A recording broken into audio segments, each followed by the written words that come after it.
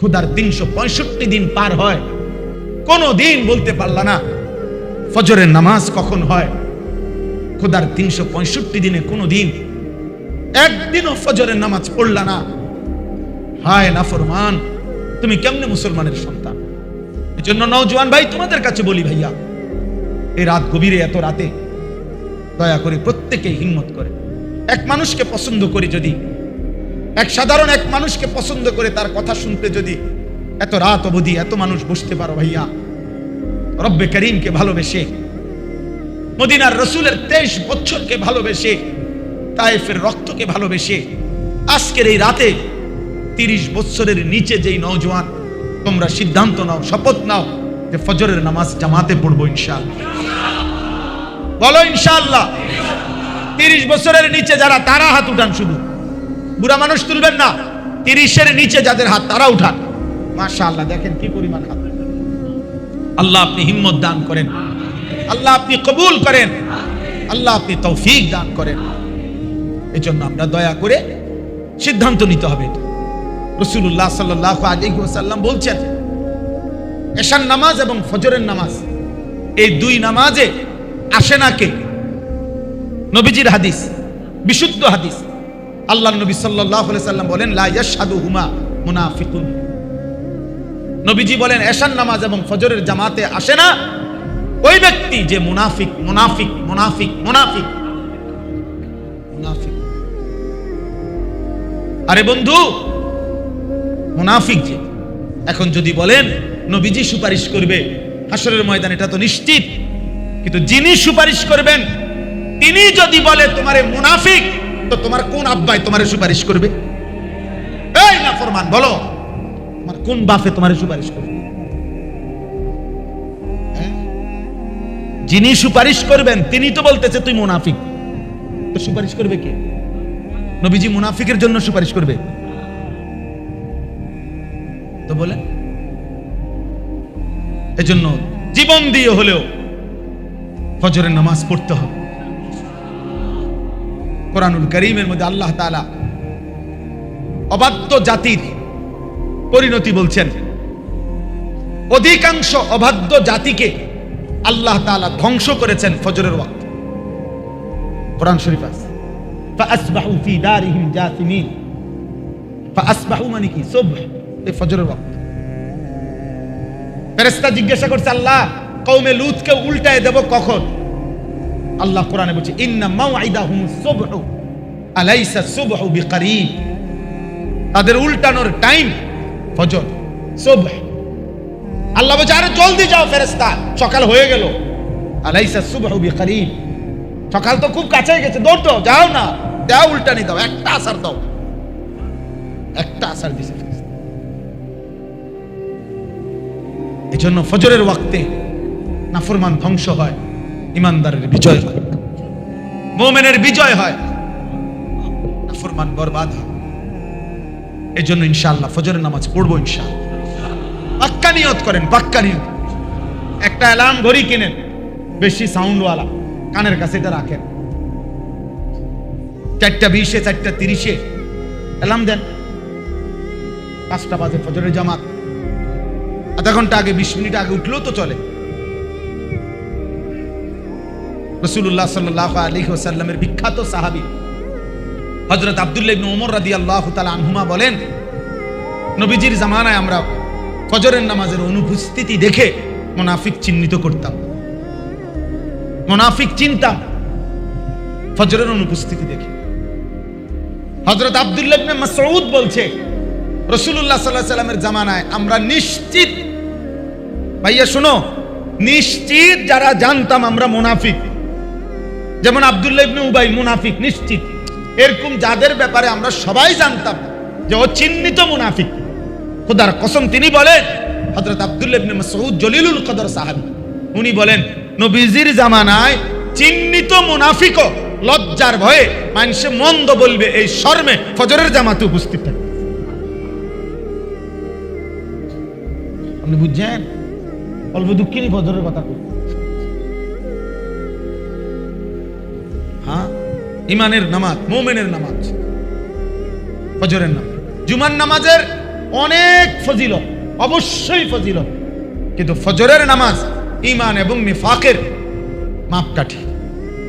তুমি মুমিন না মুনাফিক, এটা আইডেন্টি, তোমার ভোটার আইডি কার্ড সাউন্ড লাগতো না, ভোটার আইডি কার্ড দিয়ে ঘাস কাটবো না, এটা তো দুনিয়াবি কাজে না লাগে, এটা আখিরাতের কবরে ভোটার আইডি কার্ড, জন্ম নিবন্ধন সনদ, টিকা কার্ড, সেজদা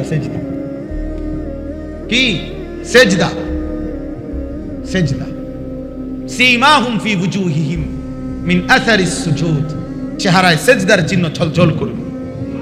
আমার নবী সাল্লাল্লাহু আলাইহি সাল্লাম বলেন, আমার উম্মতের ওযুর চিহ্ন হাশরের ময়দানে লক্ষ ঘোড়ার মধ্যে যদি কোনো ঘোড়ার কপালের মধ্যে লাল চিহ্ন থাকে, ওই ঘোড়াকে যেমন আলাদা করে চেনা যায়, আমার উম্মতের ওযুর চিহ্ন, ওযুর জায়গাগুলো এইভাবে ঝলঝল করবে, কোটি কোটি মানুষের মধ্যে আমার উম্মত আলাদা চেনা যাবে।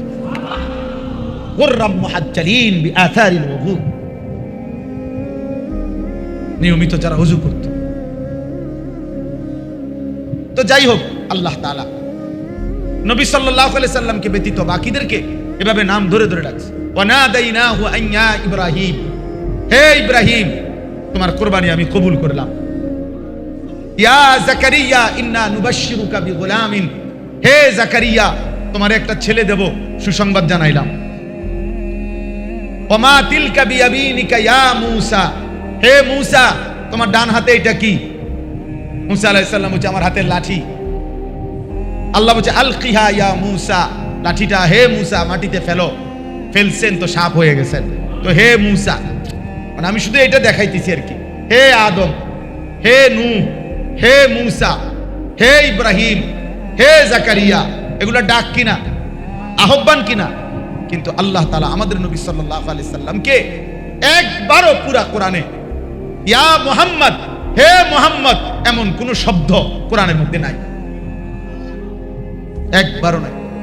নবীজির নাম আছে কিন্তু ডাক দেয় না, অন্য কথা বলার জন্য নাম উল্লেখ করছে। ওমা মুহাম্মাদুন ইল্লা রাসূল, মুহাম্মাদুর রাসূলুল্লাহ ওয়াল্লাযীনা মাআহু, হ্যাঁ, মা কানা মুহাম্মাদুন আবা আহাদিম মির রিজালিকুম, নাম আছে কিন্তু ডাক নাই, একবারও ডাকেন না। কেন? বন্ধুকে তিনি ভীষণ ভালোবাসেন। আজকে এইটা আপনাদের কাছে ওই আয়াত, ওয়া আনতা হিল্লুম বিহাদাল বালাদ, মনে আছে কোনখানে? আপনি বন্ধু এই শহরে থাকেন, আপনি এই ভূমিতে থাকেন, আমি এই জমিনকে ভালোবাসি, আমি আপনার ওই সুন্দর চেহারা ভালোবাসি, আমি আপনার ওই ঘন কালো চুল ভালোবাসি, আপনার সব আমি ভালোবাসি। আল্লাহ তাআলা বলেন, আমার বন্ধুর অনুসরণ করো, আমি তোমাকে ভালোবাসতে থাকবো। তুমি মেসওয়াক করতে থাকো, আমি ভালোবাসতে থাকি। ইউহিব্বুকুমুল্লাহ, ইত্তাবিউনি ইউহিব্বুকুম। তুমি দস্তরখানে খানা খাইতে থাকো, আমি ভালোবাসতে থাকি। তুমি একটা একটা সুন্নত মানতে থাকো, আমি আল্লাহ ভালোবাসতে থাকি।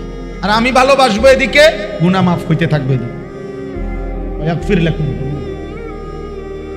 গুনাহ মাফ হইতে থাকবে।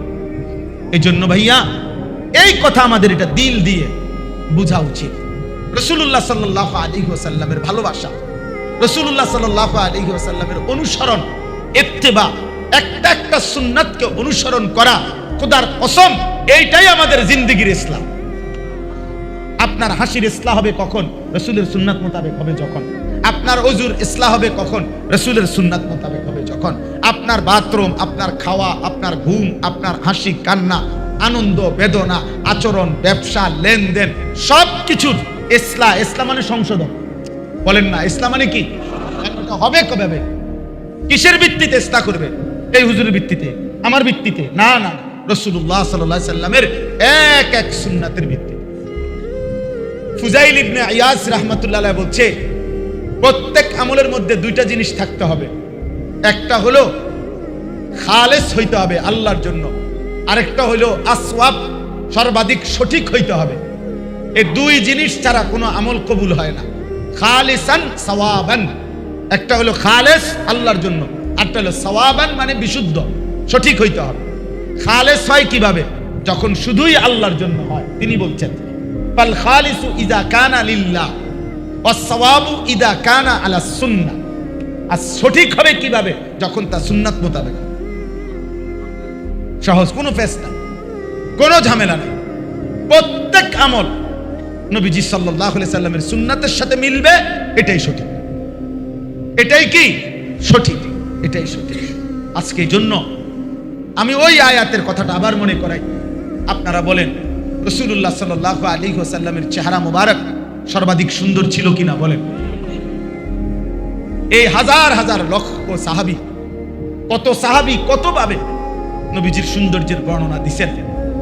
কেউ পূর্ণিমার চাঁদের নিচে নবীজিকে দেখছেন, কেউ নবীজির চুল পরিহিত, মাথায় কাপড় ছিল না এরকম দেখছেন, কেউ গায়ে চাদর পরা দেখছেন, কেউ একাকী দেখছেন, কেউ গারে সৌরের মধ্যে 3 রাত একাকী নবীকেই শুধু দেখছেন। হযরত আবু বকর সিদ্দিক রাদিয়াল্লাহু তাআলা আনহু গারে সৌরের মধ্যে 3 রাত কি করছেন? তো সৈয়দ আতাউল্লাহ শাহ বুখারী রহমতুল্লাহ আলাইহি, রেহাল তো নাই, সৈয়দ আতাউল্লাহ বুখারী রহমতুল্লাহ আলাইহি বলছে যে ওই রেহাল আছে না, রেহাল বোঝেন না, কোরআন শরীফ রাখে যেটাতে, তো এইভাবে রেহাল বিছাইছে, মনে করেন এটার উপরে কোরআন শরীফ রাখছে, তো এবার দেখে দেখে কোরআন পড়তেছে। আবু বকর কি করছে না, তো আবু বকর ওই চেহারা দেখছে। কারি তৈয়ব সাহেব রহমতুল্লাহ আলাইহি বলতেন, আমারে লিয়ে 2 কোরআন, আমাদের জন্য কোরআন 2টা, এক তো কোরআন যেটা আমরা তেলাওয়াত করি, আরেকটা কোরআন মুহাম্মদ আরবির জিন্দেগি। কোরআনুল কারীমের একটা একটা আখলাককে কোরআন যেই চরিত্র চাইছে আমাদের কাছে, তো একটা একটা চরিত্রকে আমরা কিতাবের মধ্যে পড়ছি। হ্যাঁ, আমাদের শায়েখ এই খতিব সাহেব হুজুরের লেখনীতে আমি পড়ছি, হযরত মাওলানা আব্দুল মালিক সাহেব। অর্থাৎ কোরআনুল কারীমের একটা একটা চরিত্রকে যদি বলা হয়, যেমন বিনয় একটা চরিত্র কিনা, উত্তম ধৈর্য এটা একটা উত্তম চরিত্র কিনা, তো কোরআনুল কারীমের একটা একটা চরিত্রকে যদি বলা হয় যে কেমন তুমি চাচ্ছ, তুমি একটা মানুষের আকৃতি ধরো, মানে বিনয় সর্বোচ্চ কেমন হওয়া উচিত, এইটার একটা দৃশ্যমান আকৃতি, একজন মানুষের আকৃতি দেখাও যে এই ব্যক্তির, এই মানুষের মতো বিনয় হইতে হবে, এরকম একটা যদি আকৃতি ধারণ করতে বলা হয় প্রত্যেকটি উত্তম গুণকে, তো প্রত্যেকটি উত্তম গুণ আকৃতি ধারণ করলে যেই আকৃতিটা আসবে তিনি মুহাম্মদুর রাসূলুল্লাহ। আছে খুবা হামাদারান তু তানহাদার, সর্বোচ্চ বিনয় কেমন হওয়া উচিত, মুহাম্মদ আরবির যেমন। ধৈর্য কেমন হওয়া উচিত, মুহাম্মদ আরবির যেমন। সবচেয়ে সুন্দর হাসি কেমন হওয়া উচিত, মুহাম্মদ আরবির হাসি যেমন। সবচেয়ে সুন্দর ঘুমানো কেমন হওয়া উচিত, মুহাম্মদ আরবির ঘুমানো যেমন। হুসনে ইউসুফ দমে ঈসা ইয়াদে বাইদাদারি, আছে খুবা হামাদারান তু তানহাদার। আল্লামা ইকবাল বলছে, হে নবী, 1.25 লক্ষ নবীর যত গুণ সব যদি একটা একটা করে তালাশ করি আপনার মাঝে, আপনি একার মাঝে সব খুঁজে, তু তানহাদার, আপনি একাই সব, আপনি একাই সব। এতগুলো কথা বলার অর্থ হলো, প্রিয় ভাই, প্রিয় যুবক, সেই প্রিয় নবী সাল্লাল্লাহু আলাইহি সাল্লামের সৌন্দর্য ছেড়ে আজকে আর সৌন্দর্য নেই।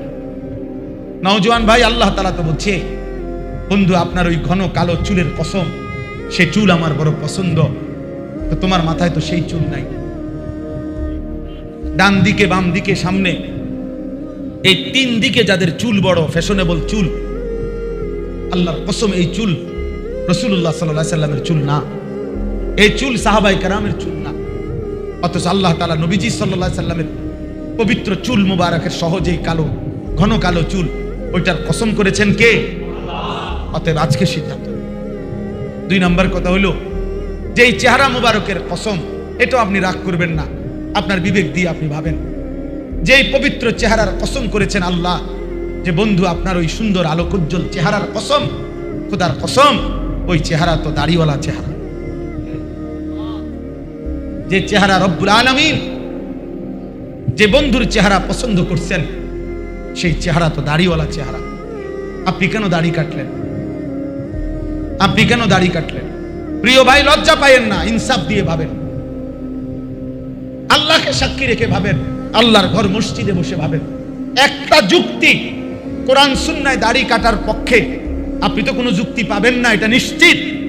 পৃথিবীর কোন দার্শনিক, আমার নাম আনিসুর রহমান, আমি বলে গেলাম, আবার যদি কোনোদিন দরকার হয় মেল মিটিং বিচার আচার সেদিনও আমি আসবো, কিন্তু আমি চ্যালেঞ্জ করলাম পৃথিবীর কোনো দার্শনিক, কোনো বুদ্ধিজীবী, কোনো কাফের, কোনো মুরতাদ, কোনো মুশরিক আজ পর্যন্ত কোন পৃথিবীর কোনো বেঈমান দাড়ি কাটার উপরে এক বিন্দু বৈজ্ঞানিক বা যৌক্তিক গবেষণামূলক কোন তথ্য পেশ করছে যে এটার কোনো কল্যাণ, এটার কোনো সৌন্দর্য, এটার উপরে কোনো উপকারিতা আছে এমন কোনো বর্ণনা পৃথিবীর কোনো বেঈমানও দেয় নাই এই পর্যন্ত। আমি চ্যালেঞ্জ করি, আপনি দেখাই এটার উপকারিতাটা কি, এটা যৌক্তিক তো উপকারিতা বলবে। আমার কথাটা আপনি বুঝেন নাই, কোরআন সুন্নাহ না, এমনি কোন এমনি যে হুজুর একটা পয়েন্ট বলো, একটা যুক্তি আমরা এআই রে জিগাইলে আর সব কই দিব, এই তেরে জিগা, এই যে নতুন একটা প্রযুক্তি আসছে না, ওটার জিগা। আপনার আরো কোন আব্বা আছে, আব্বারে জিগা বলেন। একটা যুক্তি তো দেখাইতে হবে যে হুজুর এটা হোমিও পদ্ধতিতে এটার এই উপকার, আয়ুর্বেদিক পদ্ধতিতে এটার এই উপকার, কবিরাজি পদ্ধতিতে এটার এই উপকার, এলোপ্যাথিক পদ্ধতিতে এটার এই উপকার, হার্ভার্ড ইউনিভার্সিটির বিজ্ঞানীরা বলছে এটার এই উপকার, অক্সফোর্ডের বিজ্ঞানীরা বলছে এটার এই উপকার। কি সেটা কোথায় বলেন? তাহলে কেন আপনি বিনা কারণে দাড়ি কাটবেন? কোরআন সুন্নাহর আলোকেরও কোনো কারণ নাই, দুনিয়াবি কোনো কারণেও তো কারণ নাই। বুঝেন নাই আমার কথা? সৌন্দর্য এই পৃথিবীতে একমাত্র পৃথিবীর ইতিহাস সাক্ষী, সৌন্দর্যের জন্য একজন ব্যক্তির সৌন্দর্যের মুগ্ধ হয়ে 40 জন নারী, রূপকথার গল্প না, সিনেমার গল্প না, কোনো গল্প না, বরং বাস্তবিক অর্থে 40 জন নারী নিজেদের আঙ্গুল কেটে ফেলেছে এক যুবককে দেখে, সেই যুবক দাড়িওয়ালা যুবক। সে যুবককে আপনি এমন একটা দেখান, আপনি দাড়ি কাটুন একটা দেখান, দেখেন আপনি এরকম একটা নাটক দেখান না, এমন একটা রূপকথার মধ্যে দেখান না, গল্পের মধ্যে আসেনি, গল্পের বই তো নয়, বানাই নাটির মধ্যে তো নয়, অথচ এটা সত্য। ইউসুফ আলাইহিস সালামেরটা কি বানোয়াটি গল্প? আল্লাহ তাআলা কোরআনে উল্লেখ করছে। মহিলাগুলো স্ট্রেঞ্জ হয়ে গেছে, অবাক হয়ে মহিলা কইতেছে ওমা খাইছে না, এটা কি দেখিলাম, এটা মা হাশালিল্লাহ, আরে বলে কি এটা কি সুন্দর চেহারা। মহিলাগুলো বলছে এটা কোনো মানুষ না, ইন হাদা ইল্লা মালাকুন কারীম, এ তো সম্মানিত ফেরেশতা মনে হচ্ছে, এই ছেলে তো যুবক না, মানুষ মনে হয় না। ওই নারীরা বলছে।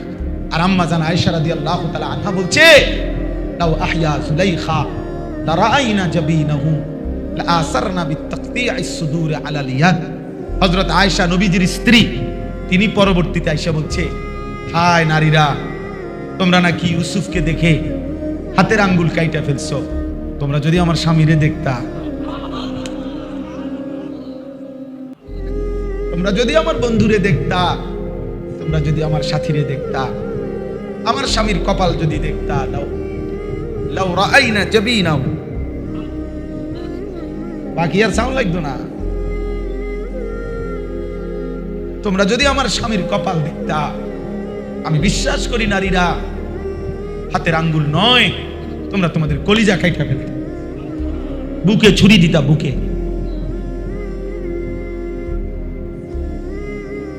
বুকে ছুরি দিতা। এমন রাসূল সাল্লাল্লাহু আলাইহি সাল্লাম আল্লাহ তাআলা আমাদেরকে দান করেছেন, তাকে কেন ছেড়ে দিলাম? তার চেহারা পছন্দ হলো না কেন? তার চুল পছন্দ হলো না কেন?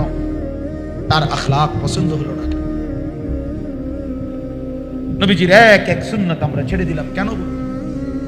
60 বছর বয়স, সেই 6 বছর থেকে নিয়ে 60 বছর পর্যন্ত আপনার জীবনে ব্রাশ আর টুথপেস্ট কখনোই ভুল হয় না।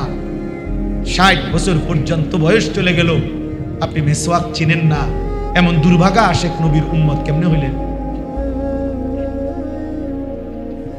কেমনে হইলেন বলেন? আপনি তো ব্রাশ আর টুথপেস্ট কখনোই বলেন না। 4 বছরের বাচ্চাও তো ঘুম থেকে উঠে আগে ব্রাশ করে, কোনো নাস্তা মুখে দিবে না,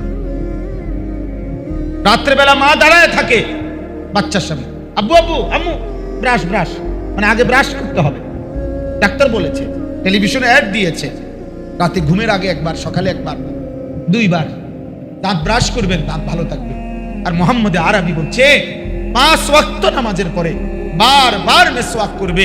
আল্লাহর নবী বলেন প্রত্যেকবারের মেসওয়াকে মুখও পরিষ্কার হবে, রবও সন্তুষ্ট হবে। মিতহারাতুন লিল ফাম মারদাতুন লির রাব, মুখও পরিষ্কার হবে, দাঁতও পরিষ্কার হবে, রবও কি হবে? রাজি খুশি। ব্রাশে হবে এটা, ব্রাশ করতে হারাম না, ব্রাশ আমরাও করি, মেসওয়াক বললেন কেন? বুঝেন না আমার কথা? আখিরি নবী সাল্লাল্লাহু আলাইহি ওয়াসাল্লামের শেষ আমল ছিল মেসওয়াক, নবীজির শেষ আমল। আল্লাহর নবী সাল্লাল্লাহু আলাইহি সাল্লাম যে আমলটি করতে করতে এই পৃথিবী থেকে শেষ বিদায় নিছেন, শেষ নবীর শেষ আমল কি জানেন? এটা নবীজির শেষ আমল কি? মিসওয়াক করতে করতে আল্লাহর নবী সাল্লাল্লাহু আলাইহি সাল্লামের হাত অবশ্যই মানে এরকম পড়ে গেছে। আম্মা জান আয়েশা বলেন আমি বুঝছি তিনি তার রবের কাছে চলে গেছে, এবং শেষ তার হাতে তখন মিসওয়াক ছিল। এবং আম্মা জান আয়েশা বলেন আমি আমার নিজের হাতে ওই মিসওয়াকটাকে চাবাইয়া নরম করে দিছি আমার দাঁত দিয়ে। এজন্য আম্মা জান আয়েশা বলেন আমার সৌভাগ্য, আমার আখিরি শেষ রাসূলুল্লাহ সাল্লাল্লাহু আলাইহি সাল্লামের লালা মুবারকের সাথে আমার লালাও মিশে গেছে। যাই হোক, রাত অনেক, বললে সারা রাত বলা দরকার। নবী সাল্লাল্লাহু আলাইহি ওয়াসাল্লামের কথা কত রাত বললে শেষ হবে? বলেন না, কত রাত বললে শেষ হবে? কয়জনে বললে শেষ হবে? কত কবি লিখলে শেষ হবে? কত প্রবন্ধ লিখলে শেষ হবে? কত বক্তা ওয়াজ করলে শেষ হবে? কত ভাষায় বললে শেষ হবে? ওয়া আহসানু মিন কালাম তারাকাতু আইনি ওয়া আজমালু মিন কালাম তালিদিন নিসাউ। নবীজির সামনে দাঁড়াইয়া, নবীর মিম্বরে দাঁড়িয়ে হযরত হাসান ইবনে সাবিত এই কবিতা পড়ছে নবীজিকে সামনে রেখে। তিনি বলছে ইয়া রাসূলুল্লাহ আমার এই 2 নয়ন আপনার চাইতে সুন্দর আর কাউরে দেখে না। ওয়া আজমালু মিন কালাম তালিদিন নিসাউ, আবার নিজেই বলছে কেন এমন সুন্দর দেখি নাই জানেন? আপনার চাইতে সুন্দর কোন মা তো কোনোদিন কোন সন্তান প্রসবই করে না। वो खालिकियत में बेमिसाल, ये हुस्न सूरत में बेमिसाल। उनी सृष्टिकर्ता हिसाबे तुलनाहीन, इनी सौंदर्येर हिसाबे तुलनाहीन। मोहम्मद हामिदे हमदे खुदा बस, खुदा मदहे आफरी मुस्तफा बस। एजন্য রাসূলুল্লাহ সাল্লাল্লাহু আলাইহি সাল্লামকে উনি বলেন যে আপনার চাইতে সুন্দর কোন মা, কোন বাচ্চাই তো প্রসব করে। খুলিকতা মুবাররাআম মিন কুল্লি আইব, সমস্ত দোষ ত্রুটি থেকে মুক্ত হয়েই আপনাকে সৃষ্টি করা হয়েছে। আওলাদে রাসূল সৈয়দ আব্দুল মজিদ নদীম সাহেব রাহমাতুল্লাহ আলাইহি, উলামায়ে কেরামের কাছে অনুরোধ, যারা আগে শুনছেন ওনার বয়ান, আমরা ছোটবেলায় শুনছি, বাংলাদেশে এখনো ওনার বয়ান ক্যাসেট থেকে শুনবেন, কলিজা নরম হবে।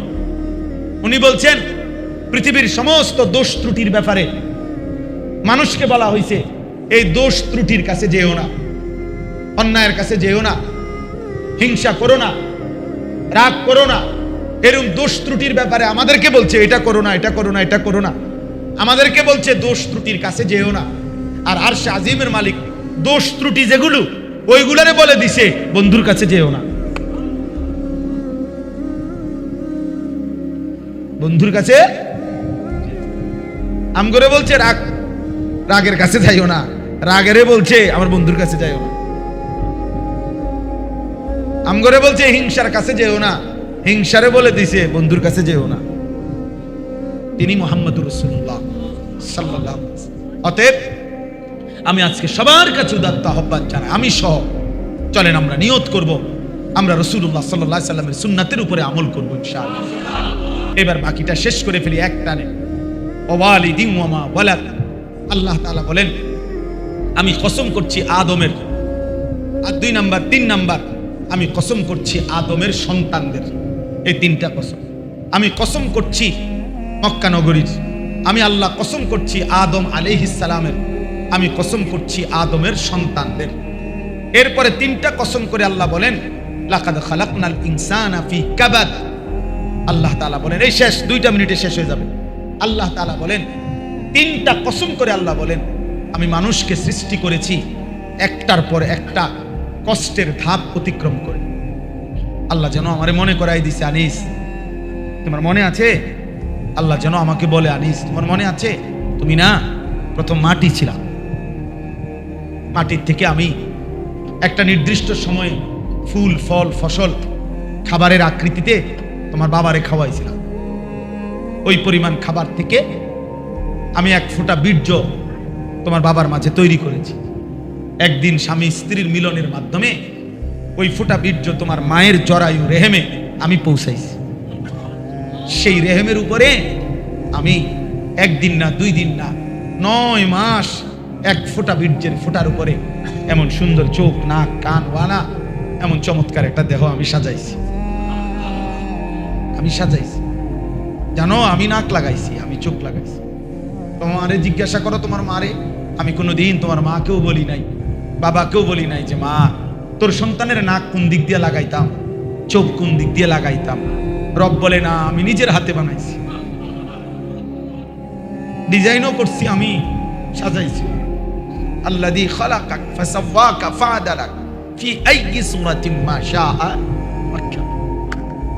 আমি সাজাইছি। একদিন আমি আল্লাহ মায়ের পেট থেকে সুম্মা সাবিলা ইয়াসরা বের করে এনেছি। দাঁতহীন দুর্বল এই শরীরে 2 বছর মায়ের পবিত্র স্তনে দুধ দিয়ে আমি তোমাকে দুধ পান করাইছি। মনে পড়ে আনিস সেই কথা? 2 বছর পরে অল্প অল্প একটু খাবার দিয়ে পরিমিত মাত্রায় আমি রব্বুল আলামিন তোমাকে ধীরে ধীরে ধীরে ধীরে ওই ছোট্ট দুর্বল শরীরে আমি আল্লাহ শক্তি সাহস চোখ নাক কান হাত অঙ্গ মজবুত করে আজ যখন 16 বছর, প্রিয় নওজোয়ান, আজ যখন 18 বছর, আল্লাহ বলে তোমারে এই 18 বছর পর্যায়ে আনতে আমি রব একটার পর একটা কষ্টের ধাপ অতিক্রম করেছিলাম, লম্বা সময় লাগাইছিলাম। আজ 18 বছর বয়সে তুমি আমারে চেনো না। আজ 18 বছর বয়সে একটা 24 ঘন্টা পার হয়ে যায়, তুমি আমার একটা সেজদাও দাও না। ভুলে গেছো না? তুমি ভুলে গেছো, কেমনে পারলা? আজ আর আমার কথা মনে পড়ে না। আজ মোটরসাইকেল নিয়ে ব্যস্ত, আজ নারী ছবি, মোবাইল, উলঙ্গ দৃশ্য, সারা রাত জিনা ব্যভিচারের ছবি। হায় নওজোয়ান, কোথায় গিয়ে থামবা শেষ পর্যন্ত? এই গন্তব্য কোথায় গিয়ে থামবে? এই রাত কোথায় গিয়ে থামবে? এই নারী ছবি, অশ্লীল দৃশ্য, মদ, জুয়া, জিনা, ব্যভিচার তোমারে কোথায় গিয়ে থামা? হে মদখোর, নেশাখোর, কই গিয়ে থামবা? হারাম উপার্জন করেন যারা, সুদখোর, ঘুষখোর, কিস্তিখোর, আরে নাফরমান আল্লাহর বান্দা, আপনি কই গিয়ে থামবেন? আপনি বুঝেন না? আল্লাহ তাআলা বলেন, আয়াহসাবু আল্লা ইয়াকদিরা আলাইহি আহাদ, সে কি ভেবেছে যে তার উপরে কারো কোনো ক্ষমতা নাই? বলেন না কেন? কারো ক্ষমতা নাই? আল্লাহ তাআলা বলে, তো এর মাতবরি করো কা? তুমি যে ব্যবসার দিকে মনে হইতেছে যে তোমার উপরে কেউ নাই, হ্যাঁ? ব্যাপারটা এমন মনে হচ্ছে না? তাহলে এত মিথ্যা বলো কেন? এত চুরি করছো কেন? এত নাফরমানি করছো কেন? একটা ওয়াক্ত নামাজ পড়তে মন চাও না, এমন করতেছো কেন বান্দা? কি ভেবেছ?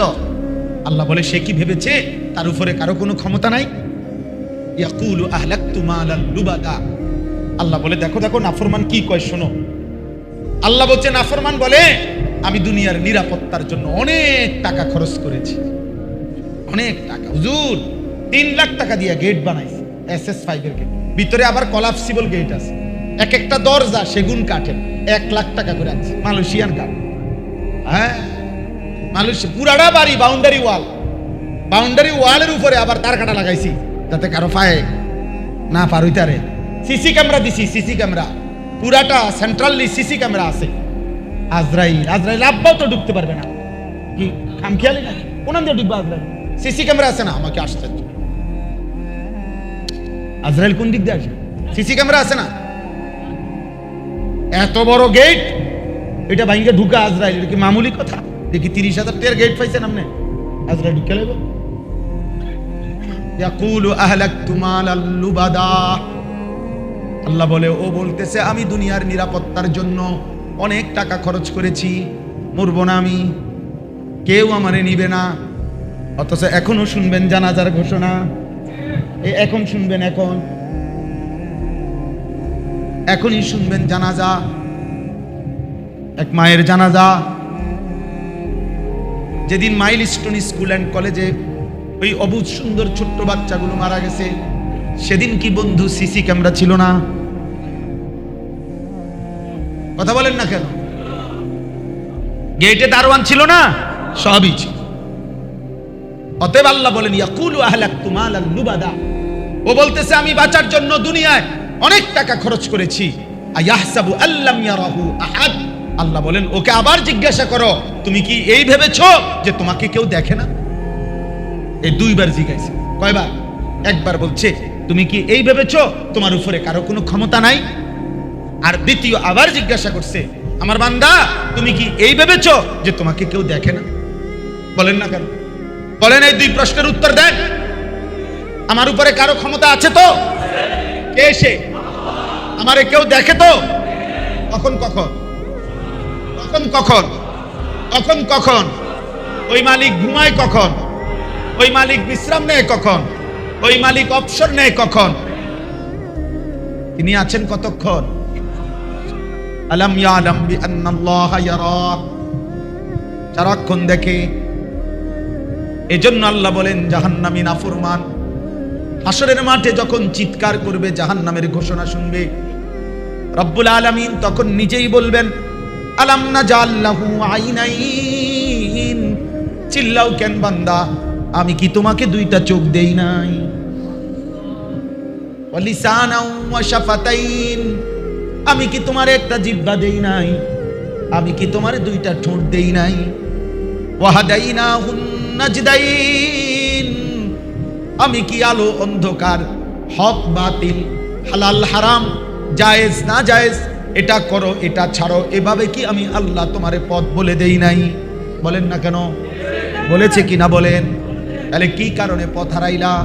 আমি তো চোখও দিছিলাম, কানও দিছিলাম, ফাজালনাহু সামিআম বাসীরা, শুনতেও কান দিছি, দেখার জন্য চোখ দিছি, আমাকে মানার জন্য আমি তো একটা সুন্দর বডি স্বাস্থ্য দিয়েছি, তাইলে কেন পথ হারাইলা?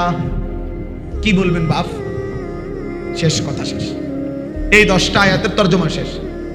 অর্থ হইল প্রত্যেকটা ব্যক্তি, আমি কিংবা আপনি, জওয়ান কিংবা বুড়ো, আমরা সিদ্ধান্ত নেই আল্লাহর নাফরমানি করব না।